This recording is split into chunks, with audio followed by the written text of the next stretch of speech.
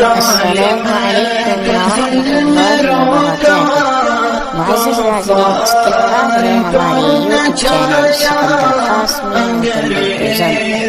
امید ہے آپ سبھی خیرات سے عافیت میں ہیں۔ اللہ رب العالمین آپ سب کو سلام کرے۔ ہماری درخواست ہے اگر آپ ہمارے چینل پر نئے ہیں اس چینل کو ضرور سبسکرائب کیجیے، لائک کیجیے اور سبسکرائب جاری رکھیں، شیئر کیجیے۔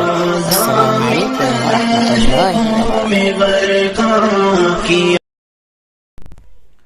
الحمد لله وحده والصلاة والسلام على من لا نبي بعده، أما بعد فأعوذ بالله من الشيطان الرجيم، بسم الله الرحمن الرحيم، قل هو الله أحد الله الصمد لم يلد ولم يولد ولم يكن له كفوا أحد، وقال النبي المحترم صلى الله عليه وسلم من تشبه بقوم فهو منهم، وقال الشاعر في الأغنية توحید تو یہ ہے کہ خدا حشر میں کہہ دے، توحید تو یہ ہے کہ خدا حشر میں کہہ دے، یہ بندہ دو عالم سے خفا صرف میرے لیے ہے، یہ بندہ دو عالم سے خفا صرف میرے لیے ہے۔ قابل صد تکریم و تعظیم حضرات سامعین و ناظرین، اللہ تبارک و تعالی کا عظیم ترین احسان ہے کہ خالق کائنات نے دنیا کے سب سے افضل ترین، دنیا کے سب سے اعلیٰ ترین دین و مذاہب میں سے سب سے اعلیٰ و افضل ترین دین اسلام، جس کے متعلق خود خداوند قدوس گویا ہے ان الدین عند اللہ الاسلام، یقیناً اللہ کے نزدیک دین اسلام ہی قابل اعتبار ہے۔ وَمَن يَبْتَغِ غَيْرَ الْإِسْلَامِ دِينًا فَلَن يُقْبَلَ مِنْهُ، اور جو شخص بھی دین اسلام کے علاوہ کوئی دین تلاش کرے گا فَلَن يُقْبَلَ مِنْهُ، اہل علم حضرات جانتے ہیں لام تاکید کے ساتھ اللہ نے اس کی تردید فرمائی تو اللہ کے نزدیک بالکل ہی قابل قبول نہیں۔ تو میرے دوستو، ہمیں تو ہر وقت ہر پل خداوند قدوس کی شکریہ ادا کرنا چاہیے کہ اللہ نے ایک ایسا دھرم، ایسا دین ہمیں عطا فرمایا ہے کہ جس کے متعلق خود رب گواہی دیتے ہیں۔ تو دوستو، آج میں آپ حضرات کے سامنے جس موضوع کے لیے آپ حضرات کے روبرو ہوا ہوں وہ یہ ہے کہ اللہ نے ہمیں جو دین اسلام عطا فرمایا وہ سب سے اعلیٰ ترین دین ہے، لیکن افسوس کی بات یہ ہے کہ اللہ نے جو اعلیٰ ترین دین عطا فرمایا ہے ہم اس دین کو کتنے اپنا رہے ہیں۔ جو رسول ہم نے عطا فرمایا جو تمام انبیاء سے اعلیٰ ترین ہے، افضل ترین ہے، خاتم المرسلین ہے، امام النبیین ہے، امام الانبیاء ہے، اللہ نے جو اسلام اور شریعت ہم نے عطا فرمائی ہے یہ بڑی قیمتی دولت ہے، لیکن یہ ماننے والوں کے لیے ہے۔ میرے دوستو، آج افسوس کی بات یہ ہے کہ آج انسان اپنے آپ کو مسلمان کہہ کر پکارنے والا، اپنے آپ کے مسلمان ہونے کا دعویٰ کرنے والا، شریعت اسلامیہ کو پس پشت ڈال کر مغربی تہذیب و تمدن کو اپنے گلے میں لگا چکا ہے۔ یہی وجہ ہے کہ آج ساری کائنات کے اندر جہاں بھی آپ نگاہ دوڑائیں گے مسلمان پریشان ہے۔ دوستو یاد رکھیے گا، اگر جناب محمد الرسول اللہ صلی اللہ علیہ وسلم کے طریقہ، آپ کے اخلاق، آپ کے کردار اور آپ کے کلچر کو پس پشت ڈال دیا جائے تو کبھی بھی مسلمان پرسکون زندگی گزار ہی نہیں سکتا ہے۔ دوستو، بڑے افسوس کے ساتھ کہنا پڑتا ہے کہ آج ہمارے معاشرے کے اندر ایک عجیب فضا ایک دو دن کے اندر آپ کے کانوں میں گونجے گی، آواز آئے گی، اور وہ یہ ہے ہیپی نیو ایئر۔ ہم نے کبھی سوچا ہے کہ ہم ہیپی نیو ایئر کیوں کہتے ہیں؟ یہ کس کا کلچر ہے؟ یہ کس کا طریقہ ہے؟ میرے دوستو، یہ مکمل طور پر یہود و نصارہ مشرکین کا یہ کلچر ہے، یہ مغربی تہذیب کا کلچر ہے۔ آج ہم نے ان کے کلچر کو اپنے گلے سے لگا لیا ہے۔ جی آنے دیجیے 31 دسمبر اس کا نام رکھا گیا ہے 31st نائٹ. نہیں معلوم اس رات کے اندر کتنی بے حیائیاں اور فحاشیاں عام ہوتی ہیں, کتنی زناکاریاں اور بدکاریاں عام ہوتی ہیں, کتنی ڈانسز اور لڑکیوں کو نچایا جاتا ہے. نہیں معلوم کتنی شراب نوشی کی جاتی ہے, نہیں معلوم کتنی اللہ کے احکام کو توڑا جاتا ہے, نہیں معلوم کتنے نبی محمد رسول اللہ صلی اللہ علیہ وسلم کے دل کو زخم کیا جاتا ہے. میرے بھائی بزرگوں دوستو, ایسے موقع پر نوجوانان اسلام شامل ہوتے ہیں, شریک ہوتے ہیں. کبھی ہم نے سوچا ہے یہ جو دھرم ہے, یہ جو ان کی ایک مختلف اتسو کے شکل میں مناتے ہیں, یہ جو ان کا ایک تہوار ہے, یہ تہوار بالکل غیر مسلموں کا تہوار ہے.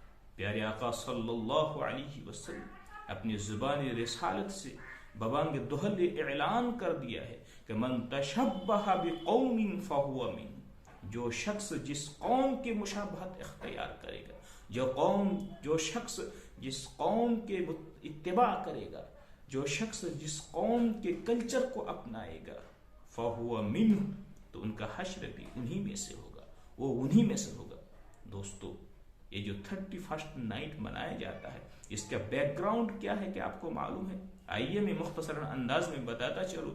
اس کا بیک گراؤنڈ جو کتابوں کے اندر, اتہاس کے اندر یہ چیز ملتی ہے. جی, بتایا جاتا ہے کہ یہ رومنس مشرکین کا یہ کلچر ہے, ان کا یہ عقیدہ ہے کہ فانوس نام کے ایک بت ہے, ایک دیوی ہے, ایک دیوتا ہے.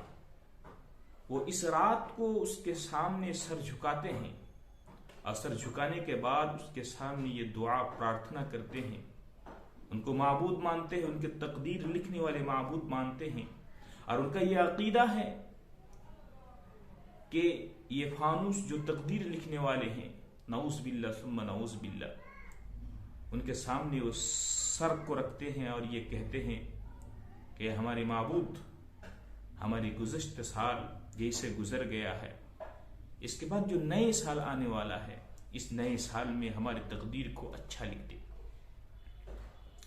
جس طریقے سے ہم سال کے شروع میں خوشیاں منا رہے ہیں, سال کے آخر تک جیسے ہماری بھی خوشیاں اس طریقے سے شامل حال ہو.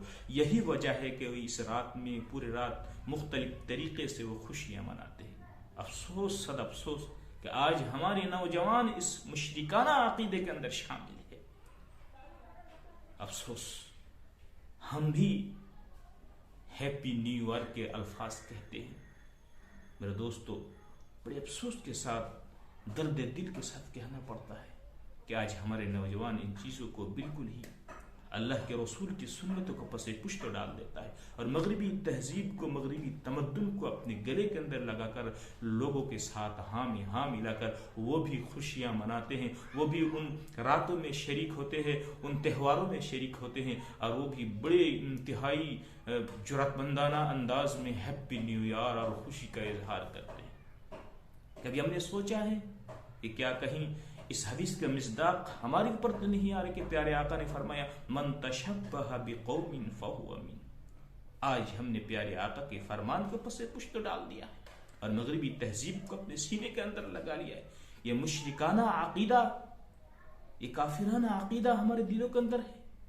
میرے دوستو, اسی لیے میں اپنے نوجوانوں سے درخواست کرتا ہوں کہ خبردار, ایسے ماحول میں, ایسے تہوار میں, ایسے پروگرام میں ہرگز آپ حضرات شریک نہ ہو. اور ذہن میں رکھیے بھئی, دین اور خوشی منانے کا, یہ بھئی نیا سال کی خوشیاں ہم مناتے ہیں, یہ خوشیاں کس بات کی ہے؟ یہاں تو افسوس کا مقام ہے کہ اللہ نے جو زندگی ہمیں عطا فرمائی ہے, ہمارا تو عقیدہ یہ ہے, مسلمانوں کا عقیدہ یہ ہے کہ ہر چیز کرنے دھرنے والی ذات اللہ, زندگی کا مالک اللہ, موت کا مالک اللہ, کھلانے والی ذات اللہ, پلانے والی ذات اللہ, بیمار لینے والی ذات اللہ, شفا دینے والی ذات اللہ, اور خوشی دینے والی ذات اللہ, غم دینے والی ذات اللہ, تقدیر لکھنے والی ذات اللہ, اولاد دینے ذات اللہ, بے اولاد کرنے والی ذات اللہ. الغرض ہر چیز قدرت کاملہ رب العرب خداوند قدوس کے ہاتھ میں ہے. ان اللہ علی کل شیء قدیر, یہ ہمارا عقیدہ ہے. تو میرے دوستو, یہاں تو ہونا یہ چاہیے کہ نئے سال جو ہمارے سامنے آ رہا ہے، یہ نئے سال یہ ہماری زندگی کے گویا کہ ایک اینٹ سرک گئی، ہماری زندگی کے ایک قدم اور ایک سال ختم ہو گیا۔ اگر اللہ نے ہمارے مقدر میں 50 سالہ زندگی لکھ رکھی تھی تو اگر ایک سال گزر گیا تو دوستو اور 49 سال ہمارا باقی رہا۔ یہ افسوس کا مقام ہے اور اللہ کے سامنے سربسجود ہونے کا مقام ہے کہ مالک آپ نے جو قیمتی وقت ہم نے عطا فرمایا تھا ہم نے یوں ہی گزار دیے۔ مالک گزشتہ سال جو کچھ ہم نے گناہیں کی ہیں، مالک گزشتہ سال جتنے بھی ہم نے نمازیں چھوڑی ہیں، مالک گزشتہ سال جتنے بھی ہم نے نافرمانیاں کی ہیں، مالک گزشتہ سال جتنی بھی ہم نے نبی پاک صلی اللہ علیہ وسلم کی سنت کو چھوڑ دیا ہے، اللہ تو ہمیں معاف کر دینا اور آئندہ سال میرے لیے پرسکون زندگی بنانا، آئندہ سال ہمارے لیے حیات طیبہ عبادت و بندگی والی زندگی عطا فرمانا۔ اس طریقے سے رب کے سامنے سر بسجود ہو کر رو رو کر مانگنے کا مقام ہے، افسوس کا مقام ہے، نہ کہ خوشی کا مقام ہے۔ اللہ تبارک و تعالی ہم سب کو شریعت اسلامیہ اور جناب محمد رسول اللہ صلی اللہ علیہ وسلم کی ایک ایک سنت کو اپنی زندگی کے اندر لانے کی توفیق عطا فرمائے۔ آمین وآخر دعوانا ان الحمد للہ رب العالمین، والسلام علیکم ورحمۃ اللہ وبرکاتہ۔